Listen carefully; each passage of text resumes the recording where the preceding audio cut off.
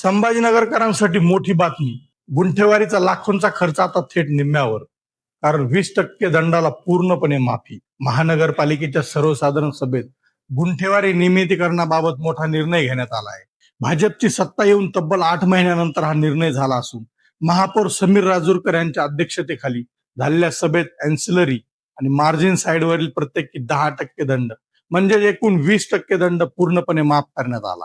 विशेष म्हणजे प्रशासनाने सुरुवातीला फक्त 5% सवलतीचा प्रस्ताव दिला होता. मात्र नगरसेवकांनी आक्रमक भूमिका घेत 100% दंडमाफीचा ठराव मंजूर करून घेतला. याचा फायदा शहरातील 150 वसाहतीमधील सुमारे 40,000 मालमत्ता धारकांना होण्याची शक्यता आहे. उदाहरणार्थ 1.5 ते 2,000 स्क्वेअर फुटांच्या घरासाठी आधी गुंठेवारीचा खर्च 1.5 ते 2 लाख रुपयापर्यंत जात होता. आता दंड रद्द झाल्याने तो खर्च सुमारे 50,000 रुपयापर्यंत येऊ शकतो. ही सवलत 31 ऑक्टोबर 2026 पर्यंत लागू राहणार आहे.